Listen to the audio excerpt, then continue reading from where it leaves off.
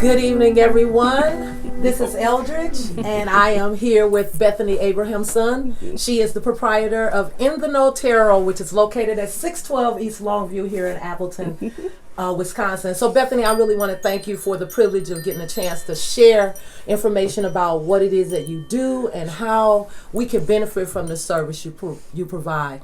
Tell us a little bit about In the Know Tarot and how you came to this particular occupation. Oh, yeah. How do I do that and keep it short? Take your time. Okay. I was sort of born into this, quite literally. My mother, back in 74, before pregnancy tests at home, she's like, I'm going to have a baby. It's going to be a girl. I'm going to get pregnant right away. And she knew she was pregnant, but didn't have any physical proof to back it up. And but what she did have was tarot cards. Oh. And so she did a reading for herself, am I pregnant? And the outcome card was the Empress, which is associated commonly with motherhood and pregnancy. Okay. And 2 weeks later at the doctor's, it was confirmed that she was pregnant. Wow. So I was raised around it. It was very normal. My father, his second mother, kind of an adopted mother, was a spiritualist medium who would do things, like you see on Teresa Caputo on TV and stuff like that. Well, she was doing that like back in the 40s, 50s, 60s. Oh, wow. That kind of stuff. And I, for 5 years of my life, I was raised on a spiritualist campground where they would, do all kinds of new agey kind of stuff. I was just raised around it, so it was always very normal to me. Right. And all of my life, I found that people would come to me and ask me for advice, and then eventually the two sort of morphed and came hand in hand. And I really started to lean into these and use these as a way of counseling and helping people. The best thing about the cards is that they're always objective. Okay. So my advice gets me out of the way. Right. I try very hard to be objective, but I'm only human. Everybody is subjective at some point. Right. If I am out of line with my analysis, the cards will say, Bethany, sit down and shut up and let me talk. Yeah. I've actually had that experience where, because you and I have been, what has evolved into a friendship, we've been meeting and going through readings for about 4 years. Yeah. And I have to say that the cards have given me a lot of direction. They've been spot on. And some people would argue, well, you can't get information from cards that, is true or false. But I can tell you that from what you do, while it may be a science to some people, there is a connection to us and a higher being. So as you go through the tarot readings and you come into this divine purpose, tell us, what is it about this that you do that gives you like a reward or a good feeling intrinsically? Oh, that's such a great question. First of all, it's always fun to see, well, not fun, but it's always fascinating. That's a better word, because sometimes it's not fun. But it's always fascinating to see how things pan out that the cards say, because sometimes they're really purposefully a little bit obtuse. Yeah. And it's like, well, I don't know what this means, and you're forced to give these bare bones kind of details. Okay. And I think sometimes that happens so that you stay out of the way. Yeah. And that it plays out organically like it needs to. And with these particular cards, what's really rewarding for me is seeing people make different and better choices and learn how to become better decision makers. Okay. My mission statement says, putting people back in touch with their intuition, one reading at a time. Oh, that sounds great. Yeah, it's about learning how to develop and saying what resonates and what feels right. It's about learning to identify what we gravitate toward, but also why, because sometimes the things we gravitate toward are not healthy. Right, sometimes they're unhealthy. So I find a lot of reward in seeing people take advantage of these, the energies that the cards put forward and get their lives on track in a way where they feel like they're in charge again. Okay. Because a lot of people come in the door feeling just disempowered and exhausted and hopeless. That's usually when I see people. I don't see people at their best. I see them when they're struggling or when they're like, I got an issue. I got to find out what's going on. And it's really lovely and feels so good to see them take that information and turn a bad situation around and come out on the other side. Because what you're talking about is giving people a tool that allows them to be proactive and taking some type of control over their life and being empowered.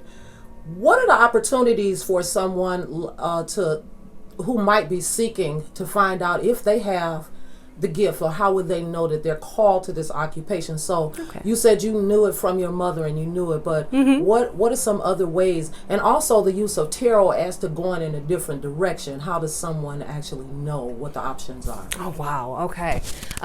So many different ways that could be answered. So am I understanding that you're asking like advice for people who might feel drawn toward tarot? Yeah, drawn, but also like why you ended up choosing this ultimately, because there are other avenues that you probably could have gone through to use to help people to understand the messages, you know. For sure. And I'm not familiar with all those things, but I really want to understand how you specifically chose it. If somebody else was going to do this, what would bring them to just the cards as opposed to some other method? I know people use crystals, they use pendulums, all types of things. Different kinds of divination. Right. For sure. Okay, so for me, I think one of the advantages of the tarot is that it can be interpreted in multiple ways. Okay. For people who really want to know the literal meanings of cards and really value the scholarly aspect of the cards, well, the cards go back like 600-700 years or something like that. It has this centuries long catalog of meanings and traditional interpretations and representations. So for the people who really love that more book learning kind of aspect, you can really scratch that itch, so to speak. Yeah. For people who want to develop it as an intuitive tool, because I think it's good to know how to do both. Learning how to let the cards talk to you becomes something that's a little bit of a tuning fork in a way. Letting those cards inform you what the meaning is. So I've often described this as saying that I feel like there's a switch in my brain when I'm reading for somebody. I look at that card and I'm like, okay, and it's this feeling like if it's very mechanical, I'm like, okay, go by the exact meaning of the cards. And then if I get more of a flowy feeling, I know it's time to tune in and let the imagery talk to me. Sometimes there's pieces of the imagery that stand out and they're like, hello, pay attention to me. And then there's other times where I'll look at something, it'll trigger a song lyric or some kind of a catchphrase or something like that, and I'll just say it. And then 9 times out of 10 they'll say, oh my God, that is exactly what this person said to me earlier in the day. They'll gather what the meaning is, and because you become, like you said, that vehicle or that channel for that information to be deciphered for that person. So and so and the more that you pay attention to how your intuition shows up, the better you get at hearing it when it's speaking to you. And everyone's got their own kind of nuance in their intuitive language, and the tarot cards really just kind of help you tune in on that, whether you're left-brained or right-brained. You can approach it from either angle, and it's okay, because the tarot will take on whatever intuitive language works for you. Does that help answer that? It does. It really does. So if I was going to get into something like that, what type of inputs or what types of recommendations or things that you would say that I would do? Seminars, books, practice. So talk to us about the process. Getting started. Go on getting started, because I'm sure there are a lot of people out there that have intuition and they're really afraid of it. So the information that you're sharing might help people to embrace it, because the whole purpose of the Voices show and our channel here is to engage in dialogue that helps to enlighten people as to aspects of their lives in creativity or in their occupation or in their community or what have you, that is going to inspire and uplift them so that they can serve in their communities and that they also can understand what their purpose is. So as far as like the inputs, what will people have to do, the rigors that they need to go through? Sure, absolutely. I say start slow and make it easy, because the tarot, there's 78 cards in the deck. And you have to decide whether or not you're going to be someone that reads them right side up. Are you going to read reversals? And if so, then you have twice as many things that you have to memorize. And then you also have to look at the nuance of how that card fits in based on the category. So what I recommend is 78 Degrees of Wisdom. Rachel Pollack is sort of considered like the tarot Bible, so to speak. It's a nice book to reference and check on hand or have it there as you explore the cards in a one-on-one way. I really encourage experiential learning with the cards, not just book learning. I think that that's a crucial part of it. So the easiest way that I say that dialogue can kind of get going, that internal dialogue, is doing one card pull every day.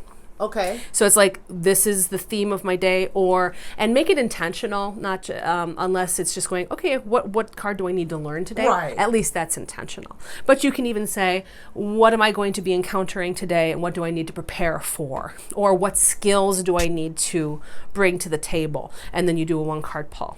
So if I hear you saying, you know, if you have specific cards and you are going to go that the practice piece, the specificity, like making sure that you really think about what the question is and the intention for it. It really feels to me almost as if when I'm in meditation, or if I'm in practicing my yoga. I practice hot yoga. Shout out to Jill God over at 95 Degree Yoga House on Kensington, where I practice hot yoga. And one of the things that we do when we go in is we set an intention for the practice. So it sounds like to me that this is a practice, another spiritual practice that may be in connection with meditation, yoga, breathing, mindful breathing that people go through is something that we can enhance, but it is going to require that we take some process steps. We need to do some things, some repetitive things, so that we grow in the knowledge. Because you talked about memorization of the cards.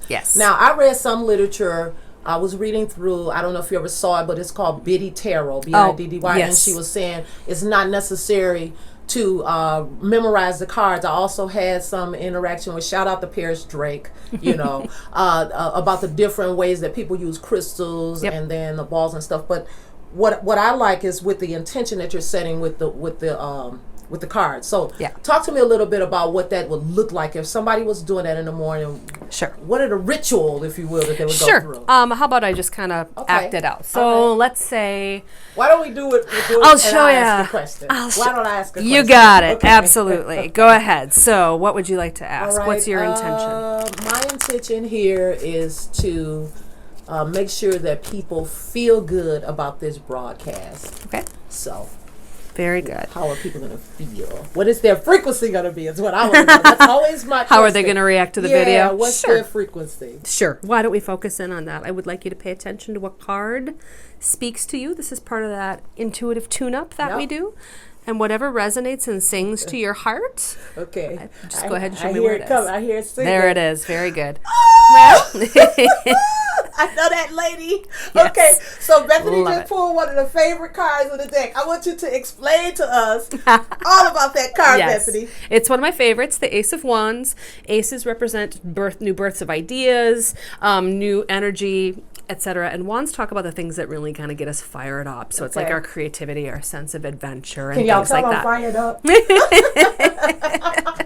And this is absolutely one of my favorite cards in the deck, because this is something that says, something exciting. This is something to get excited about. This might be something that, you know, gets that fire in the belly. Like, I want to do this. I want to explore this. So in terms of how it would be received, this could be somebody going, you know what, I think I want to give that a try for the first time.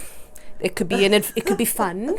It could be an adventure. My face is literally about to explode because we've been talking about this for 4 years, and I've been seeing that lady popping out, and she's been saying, "Go now, Eldridge, go." Yes. And here we are tonight in one of my premiere broadcasts, and she's still following me around. You guys, these cards never, ever, ever lie about the direction. All right, Bethany, take us forward. So I think it's wonderful, because think about this. This podcast is the birth of a new creative venue for you. And we actually decided to just go video live through YouTube, and then people can find us whenever they want to. Yep, so exactly. This says dive on in, have fun with it, go for it. You know, there's no obstacle here. Dive in and start something new and exciting. So how are people going to react to that? Well, it looks like it might ignite a spark or two for somebody else who wants to dive in and try it out for themselves. Take that, Mercury retrograde. Yes. Exactly. Oh my God, those cards never fail me. They're spectacular. Oh, I love it. So we talked about the options that you would use, you know, to go into feeling more and growing into more of what it is that you want to do, and whether or not you explore from a theoretical or intuitive based perspective. Then you talked about the imaging, you know, where there's like this switch or this light goes on and you're in tuned, or there's this flow, a little more ambiguity. We pulled some more cards. There was no ambiguity in those those No, cards that's pretty darn straightforward. It was straight to the point. So you guys, you can see that you can come in and basically all you saw that I did was ask a very specific question, and the cards spoke to me, and I always follow with the cards, and I believe that this was the road to go because I've been working on this. And then when you talked about experiential learning, well, sometimes I recall the time when I learned to swim. Like, my mother was really, really afraid of us to learn to swim. I don't know if she had a traumatic experience when she was raised in Mississippi or what have you. But she didn't want any of us to swim. So the first thing that I did when I went to UWM is I took a swimming class. It was a credit. You get a credit wherever you can. Nice, right? So I took swimming, and what happened is we had this really good teacher. But one day, I don't know what we were doing, but we were on the deep end, and all of a sudden, I found myself in 14 feet of water. Ooh. And all I remember them saying is I hear this voice saying, don't fight the water, just let it go. So all of a sudden, I just let it go, and I floated up. And from there, I was able to swim. Nice. So there is something about experiential learning, but you have to go in.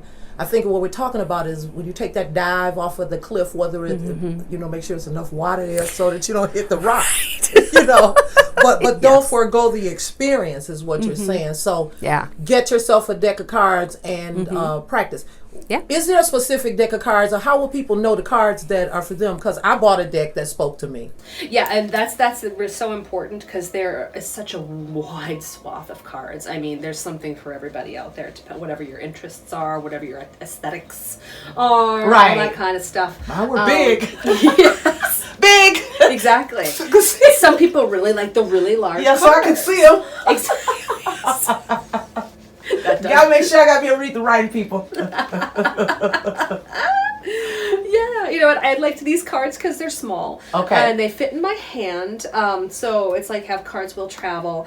I like them because they're round, so I can read in all directions and not just right side up and upside down. But most people get started on something called the Rider-Waite deck. Okay. That's W-A-I-T-E, right? It is, and I think because I think I saw something in that one article that I was reading, and I think that they referred to the meaning word for the Rider-Waite. Yes, I've seen those cards. Yes. I have. Okay. This is the deck that most people get started with. Well over a century old, and it's sort of the basis for a lot of the main cards that you see out there. But some people really resonate with pastels and soft ethereal images. Some people like bold, brassy colors like me. I'm one of those people. Okay. I might fit into the bold and brassy category myself. Yes. Obviously, my cards are that big. Yeah.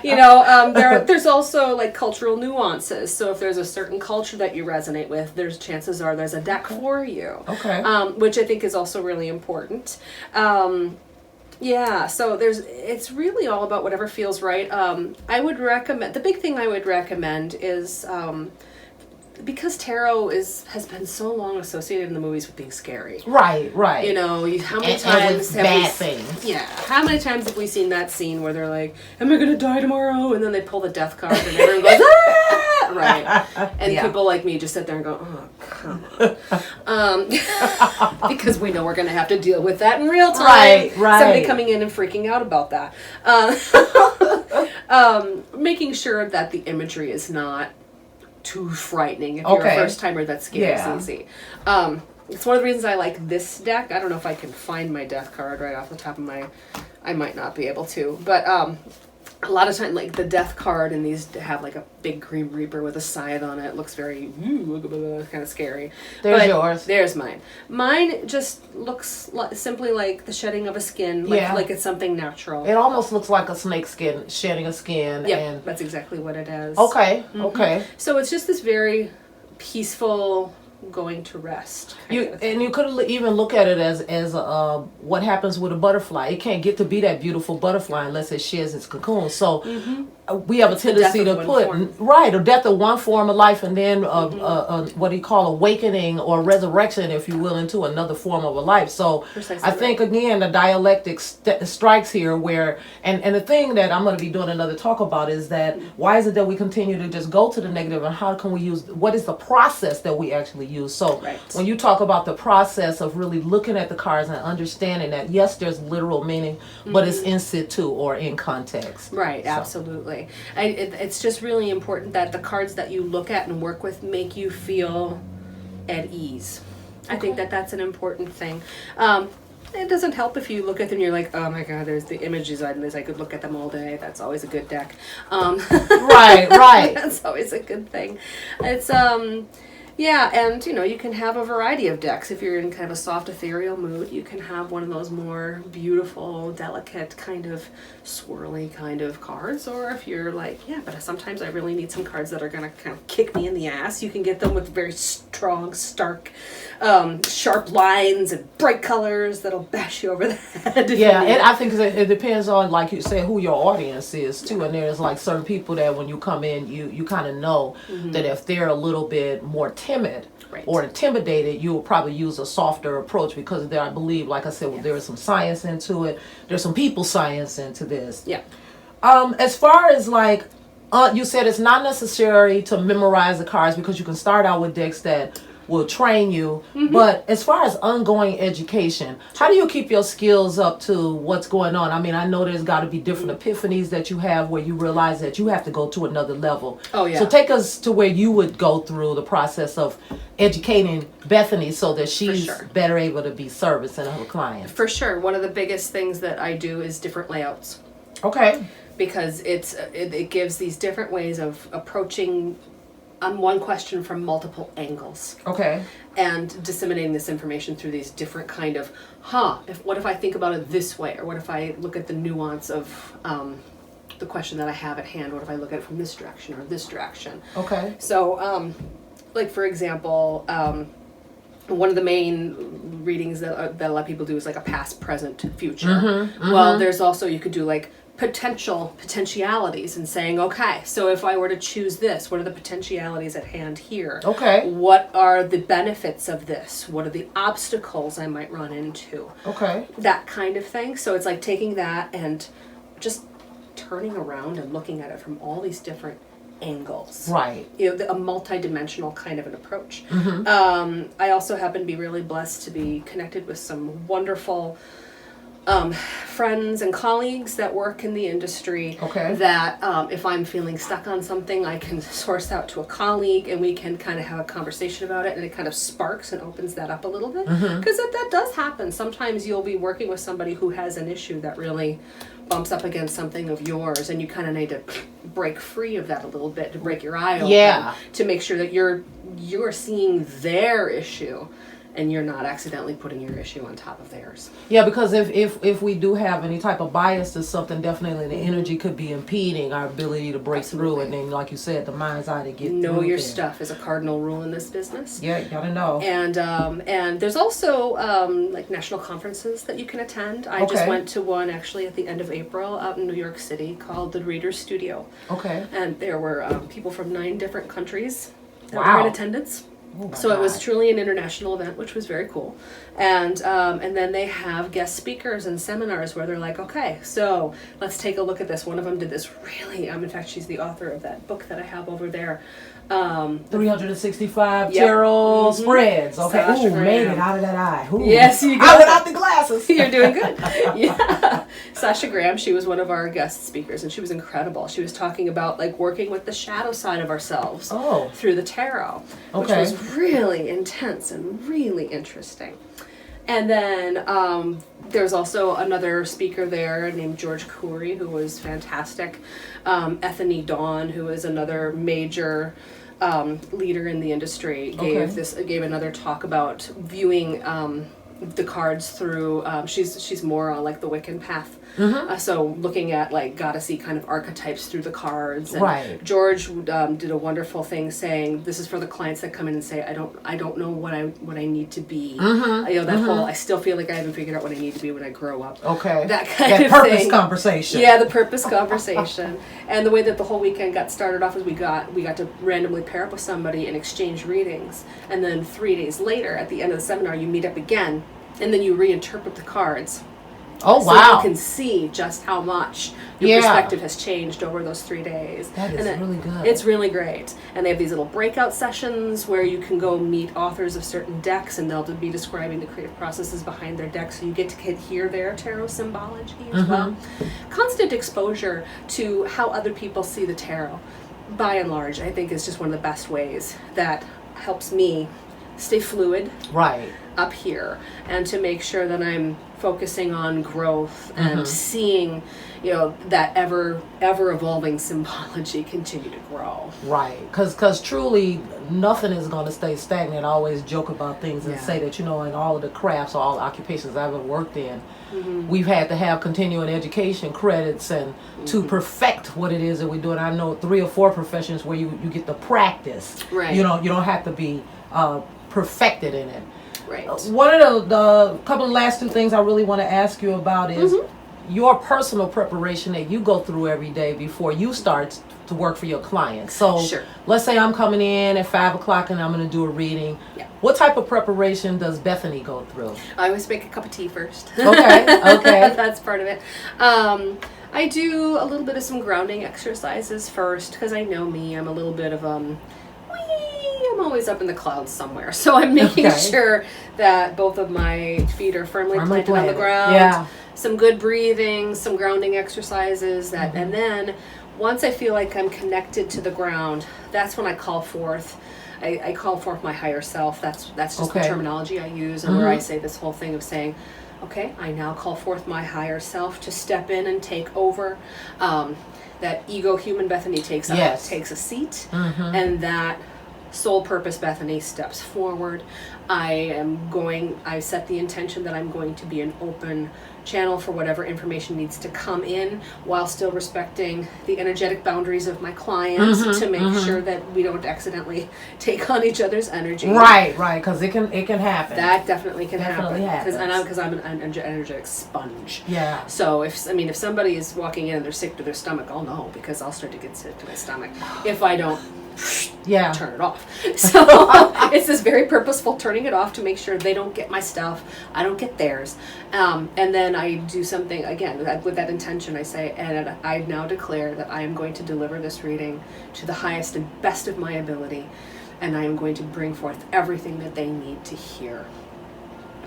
So if I classify what you do under health and wellness, I feel that it's an aspect of health and well-being. And the reason why I like it is because, just like my hairdresser, when I sit in my barber's chair, there are certain conversations that we can have and you just feel open in the energy. There's a connection. When you come in and you talk to your doctor, there's a certain connection. If you have a shrink or a psychiatrist or psychologist, you're going to do that. It's not the same type of conversation that maybe you can have with even your spouse or your significant other, because that person may be the topic of it. So as far as the service of wellness and just making people feel well, as people come to you, what do you hope that they gain, and what do they take with them that is going to help them throughout the day, so that they're more able to practice servant leadership in their communities? Oh, that's a wonderful question. Because we are inherently better community members when we've settled the static within ourselves. It's that ripple effect. So my hope is that, first of all, the clients who need to feel heard by somebody feel heard. Okay. My office is literally a dumping ground. Well, the thing is I think people feel comfortable becoming, because they know that information is like the doctor and the psychiatrist and everybody else. Precisely right. It never leaves that room. Yeah, precisely right.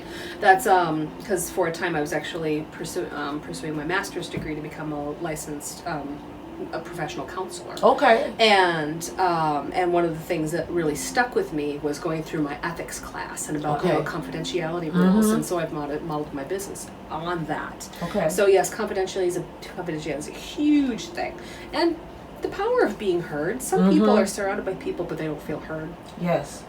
And when somebody is there listening and saying, "I hear you," and I validate your right to your feelings, it seems like such a throwaway, simple thing, but it's really profound, because you're witnessing. it's this sacred act of witnessing and listening to what they need, what they need to have heard. Which says they matter and they truly exist in the world as a person of value, which people don't always get that every day. Precisely right. And then, you take that in and then you hear what they're saying and then you put it together in a way and mirror it back, first of all, to make it clear that you're hearing what they say.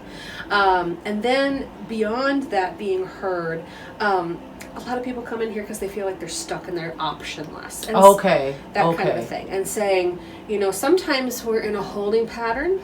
Sometimes that holding pattern is a short one. Sometimes it's a longer one. Right. They need to know that there's a way forward. Agreed. And it's just a matter of how, when, and if it's not right away, what can I do in the meantime to stay sane until it comes? So it's my hope that they walk out feeling like wherever something was capped off, that it's opened back up. And that they're able to walk out into the world and kind of see with fresher eyes, I guess, for lack of a better analogy. And also, too, the ultimate goal is that they don't need me anymore. Yeah, there's a lot of things in the world that if they actually go away, then we won't need the work that we do. Right. It's the double-edged sword because we could get ourselves out of a job, but sometimes it's not a bad thing. It's not, and then sometimes those people will just come back because things happen in cycles and things like that. But to see them to the end of an issue, so they don't need to come back and see me for a good long while, that kind of thing. Because it's like, yep, there we go, you made it. You made it, and you were resilient, and you found your way through that. Yes. And all I did was help frame things for you so that you could see what your most harmonious options were, and even if they did stir things up briefly, what came out on the other side of the mess was calm, because there's that pathway sometimes too. Sometimes things have to get really sticky before they get smooth. But yeah, that's my hope, because when people are calmer in here, they're less likely to get aggressive with someone on the road who's, they're less aggressive drivers. They're not going to jump in a line in front of somebody at the grocery store. They're just going to be mellow, downshifted. Mellow. And they might even do something nice for somebody. Yeah, precisely right. Well, I really want to thank you for the time here to really take us through the process of everything, how you visioned out what it is that you wanted to do, talking to us about the options that people could take for getting into this occupation or exploring the occupation in more in depth, giving us some information about some of the inputs, some of the things, some of the tasks, the legwork people have to do, how it actually serves the community, and how you continue your education, and then your link to service and wellness in the community. We have a lot of hidden figures here in the Appleton, Fox Cities area. They're doing great work here on this journey that we're all taking. What Bethany said to me is like your specific road to possible, helping to open eyes one person at a time. So again, if you have time, come in, talk to Bethany at In the Notaro, 612 East Longview here in Appleton, Wisconsin. And if you really like this broadcast, we're going to ask you to subscribe to this channel. We're going to ask you to put your comments below, like and share with your friends. Until then, catch us next week, same time on Hidden Figures. Have a great night, everybody. Thank you.